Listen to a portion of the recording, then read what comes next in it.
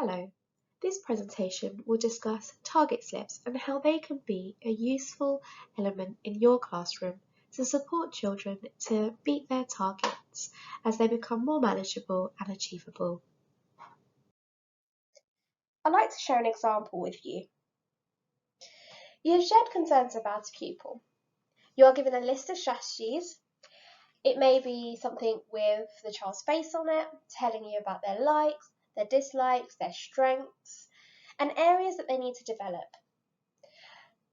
There may be a long list of strategies, or some strategies aren't ones that you've heard of before, some that you may be really interested in delving into, but you find you've got 30 children in the classroom and it just seems like there's not enough time to put them in place.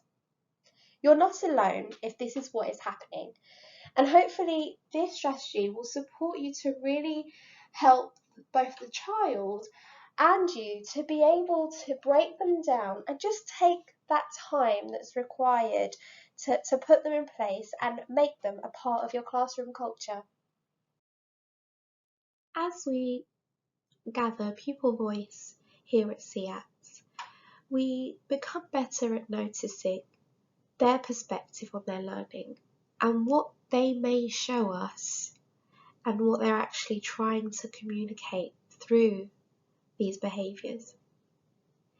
They may find it really difficult to understand key information and that they need a little bit longer to process this new information. Some children do not know what they need to work on with their learning, and they end up rushing or becoming anxious if their work is going to be checked. Some children may not engage in the task at all to completely avoid their work ever being checked. They may have forgotten key information from the previous week or the previous day. So there's a variety of different things that may be going on with the child and things that you are noticing too. So what are the target slips for? Research suggests that children who are aware of their individual targets are more likely to engage in learning and meet their goals. That's exactly what we want, and this is what this strategy is going to allow you to do. This method supports teachers to actively use suggested strategies from professionals, and it will support the well-being of that child as well. You'll see that their confidence will increase.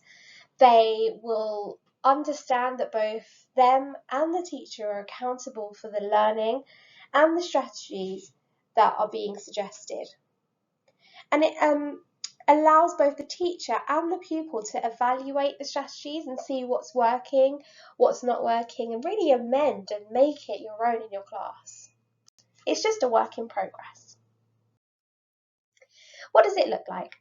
So in front of you, you can see that there is an area to add 3 targets. 3 targets that you have noticed that this child needs to work on. Below where it says how my subject teacher will help, so you can just, above subject, you can write it down what subject this is for. It can be science, English, etc. Underneath it, you can see that there are some strategies that have been listed from the pieces of advice that you may have received from outside professionals or professionals in school as well. So providing keywords, allowing a child to read from the laptop or printing out slides. So all these different strategies that we are suggesting.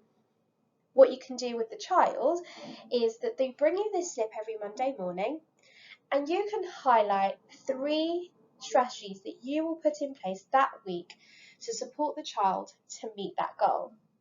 The child is aware of it and you're aware of it too.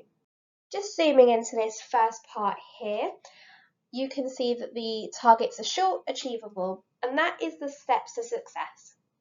Agree the targets with the pupils. So here we're using full stops at the end of a sentence. We need to write just 3 sentences this week in our writing, and we need to use finger spaces. Short and simple. It doesn't have to be anything complicated. We're thinking achievable that week. This is the section that I like to call tools. So this is what you will be using and picking out to support the child to meet that target for the week. So if it is that you would like them to use keywords in their work, what tools will you bring out for them to be able to do that? Does it mean that you will have them printed beforehand, you're reducing the target list, or you're sending them home a week before for them to revise? So it's an area that you can really make your own and really increase your own expertise as well as you explore the different strategies to support a pupil. Using and keeping these target slips will also be a fantastic strategy to use when you are evaluating their targets at the end of the year or at the end of a term. You'll be able to highlight what worked and what didn't work for the next team of teachers and professionals working with that child. This section includes an area for you and the pupil to sign that you have agreed strategies and targets for the week ahead. You can also agree a date here when you would like to evaluate with the pupil and gather their voice on how they got on with the tools that you introduced.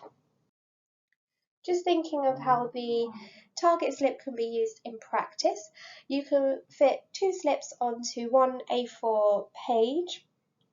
You can have them cut out and left on your desk, and the child can meet you at your desk on Monday morning, and you can agree those targets for the rest of the week and the tools that they will be using. Lastly, you will notice that using this strategy will support the child to build their confidence as they are meeting their goals much quicker than before. The targets are much more achievable now, and you are increasing your skills as a teacher as you implement and evaluate the strategies suggested.